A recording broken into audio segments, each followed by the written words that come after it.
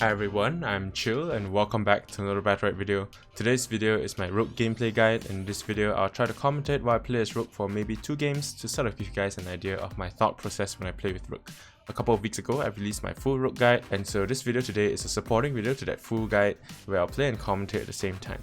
By the time this video is up, I should be on a trip already for about a week, and so the next couple of videos during this time that will be uploaded to the channel will be just like these commentated gameplay videos. Today's video is on Rook, but I'll be releasing a video just like this for Jamila and Croak as well while I'm away, so don't worry. Once again, I'd like to reiterate that I'm certainly not a very high level player, and so my game sense and mechanics aren't exactly the greatest, but even so I think doing such a video is interesting since beginner players can learn from this and better players can tell me what I'm doing wrong and so on. So yeah, with all that being said, let's just get straight into the games.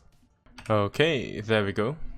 First match, and it seems like we are on Blackstone Arena Day. I think this is day, which is kind of okay for us. There are a couple of walls here and there that we can work with, especially with Rook since, you know, our in-cap and all that relies on walls. So yeah, seems like the enemy team has a Freya as well, which does interact with walls a little bit in her own in-cap. So we do have to be careful as well, not to make sure that we're not in between the Freya and the wall when we're fighting her, of course. So yeah, against this team, they don't have any supports at all. So any damage that I do will be unlikely, you know, it's unlikely to be healed up basically. So I can probably go for quite a aggressive build to sort of close up the game fast basically. So as I was saying, Squash, in my full guide especially, Squash and Frenzy are like pretty much must picks, right? You want the stun, you want the berserk when you rush somebody. Endurance is pretty useful. There are 2 range, so this will help me keep up with them quite often. Rook Smash for the extra damage, and Crumble just for the armor break, so that when I throw my rock, it will apply the armor break debuff onto the enemy and make them take more damage. It's kind of like Xander's Arcane Catalyst debuff basically. So yeah, once again gonna start off. Let me just throw a rock over there, try to poke a little bit. Unfortunately, I did get hit by Alicia's Chyill, and I see that she has used up her what do you call that? Her jump. So I'm just gonna punish her for that. There you go, she's just used her jump again.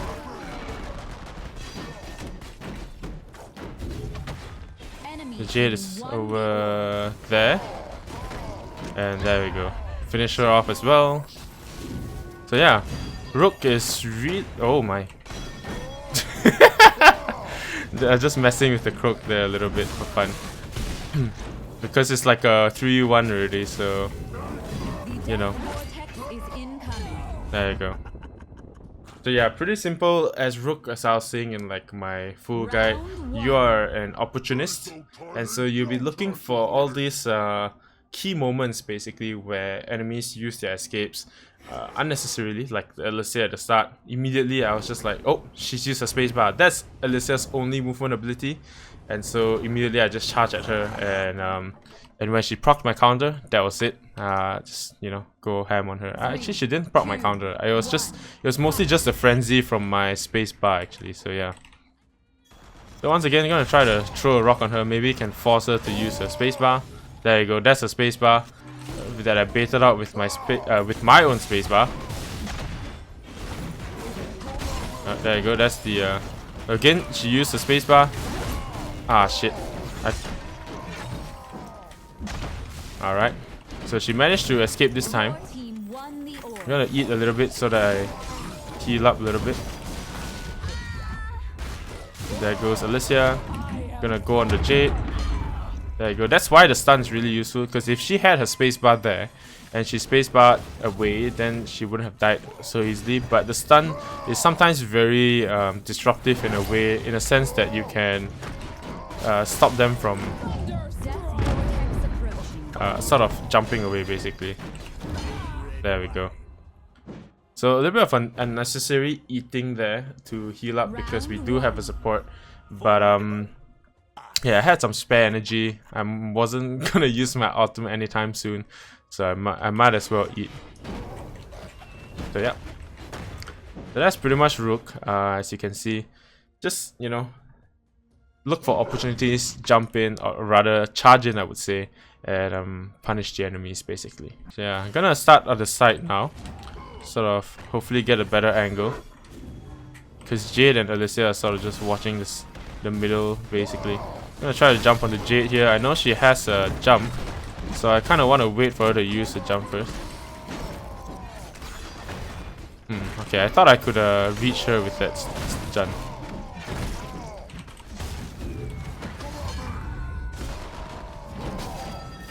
There you go, that's the in cap. Finish her off. Counter. Nice little evade there with the iframe. Okay, gonna charge him because he's got nothing left. There we go.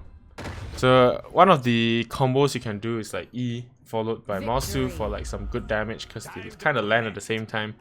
So yeah, if you in-cap someone, you can actually kind of like just throw your E and then just jump, use your mouse 2 for like some really nice burst damage. So yeah, that was a pretty quick 3 rounds with Rook. As you can imagine, I think the enemy Alicia and Jade aren't exactly the greatest.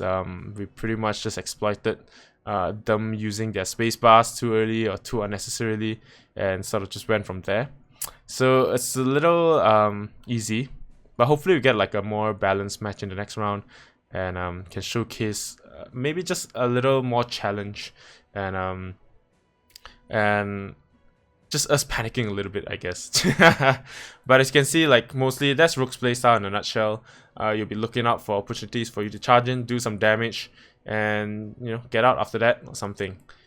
Use your counters to do really quick attacks. You'll be poking with your E. Of course, your mouse 2 will be used to dodge stuff and also deal damage at the same time if possible. If there are walls nearby, you'll be in-capping them to set up for your combos, like your E into mouse 2 combo and all those kind of thing. So yeah, pretty much Rook in a nutshell, as I was saying. And yeah, let's just go on to the second round now, shall we? Alright, there we go, second match. That was a pretty quick one actually, we barely had to wait at all. And so yeah, we are on the Skyrim Knight, which is not exactly the greatest map for us. But we'll try to make do and try to make it work. So now we're up against another Rook, and now they actually have a support in Blossom, and they have a Tire as well, which can be kind of annoying to deal with sometimes as Rook. But we'll try to see if we can do something about that. So what I'm imagining is that if I charge onto Taya, she's gonna try to knock me back with Q. So I'm gonna try to charge her and then use counter if I charge her, and see if that works and lets me sort of go on the offensive on Taya basically. So yeah, I think in this case they have a Blossom and a Rook.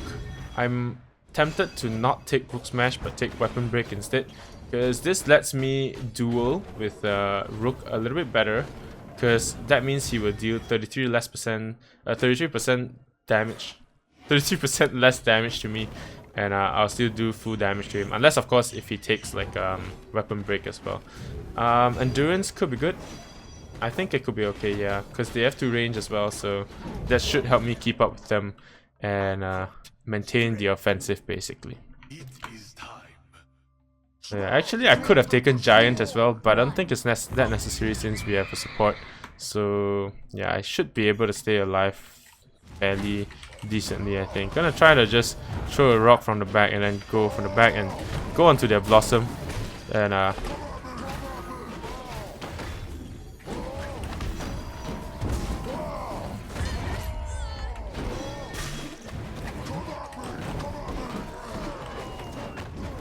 wow, that's a lot of damage. I don't have any energy left to eat, so I'm just gonna mount up. And yeah, I was a little careless, and that's what happens. Your team won the order. There we go. Finish off that Taya, because she was really low as well. I can make sure not to hit his counter. There we go. I knew he was going to do something, and so I used my counter, and he did use his R. And yeah, so bear in mind that even though his R is an AoE ability, it does actually proc counters. So yeah, you have to be a little bit careful of that.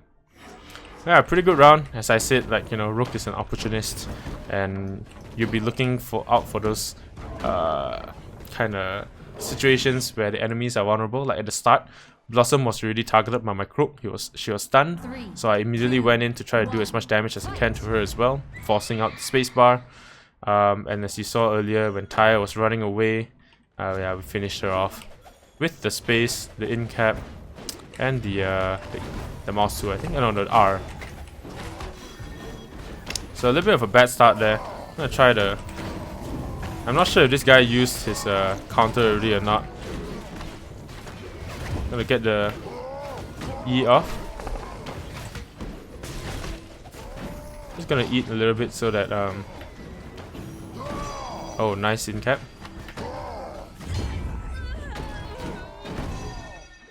Ah shit! I forgot to throw my E first.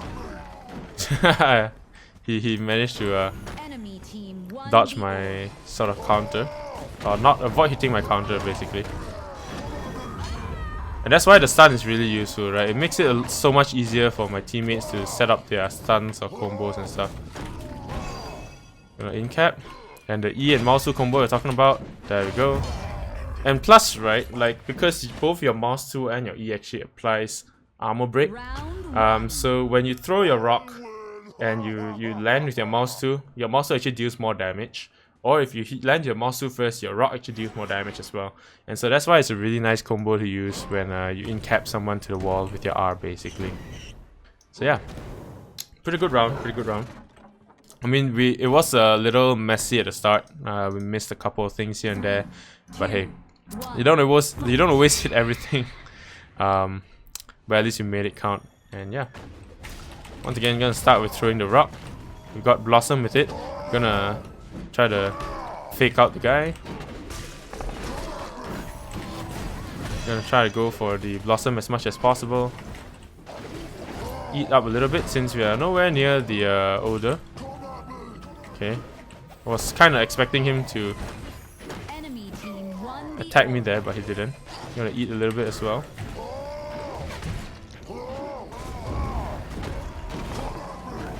Okay, these guys are doing a really good job dealing with me right now.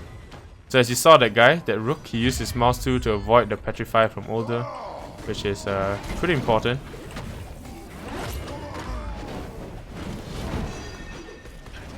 I'm gonna eat because I'm kind of low. Enemy team won the It's not doing so well, but hey, just trying not to die right now to this Taya. Wow, that nice ink. Oh wow, the in cap though. Holy crap.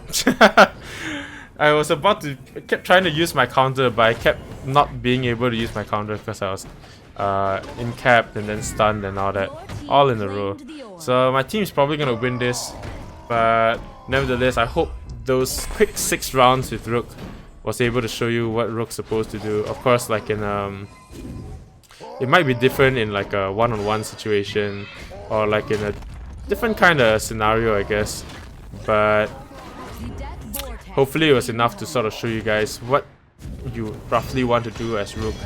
And yeah, so that's about it for this video. It's a pretty quick one. Unfortunately, we didn't really get to show us like using Rook's ultimate, but most of the time you really won't have a lot of energy for Rook's ultimate anyways, because you'll be eating, you'll be using your in cap and all that kind of stuff. So yeah, you generally, and as you can see, Rook's energy gain actually isn't really the greatest. And of course, like in that last round, we actually didn't really get that many ops. We only got 1 op, as opposed to the 2 that the enemy got.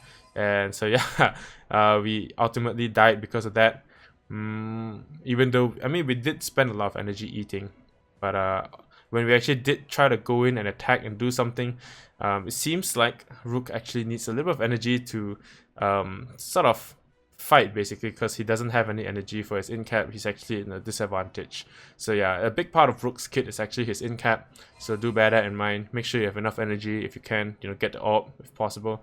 Your E can be used to knock the orb back towards your team, so that's something that I could have done, but I didn't, because a lot of the time the fight seems to be more centered around the other end of the map rather than the center. So it's quite easy to forget about orb sometimes. So, you know, just a little bit of advice for you guys. go for the ops, because energy is really important basically. And so yeah, that's about it for this video. I hope you guys enjoyed that little video. It's probably gonna be quite short since the rounds were really quick, but nevertheless, hope you guys enjoyed it and got a taste of what my thought process is when I play with Rook, and how important it is to have the right positioning, energy, and of course find the right opportunities to attack onto your enemy. And so yeah, thank you very much everyone for watching. Hope you guys enjoyed the video. Once again, have a great day or a great night everybody. Keep gaming, stay chill, and I'll see you guys in the next one, okay? Bye bye.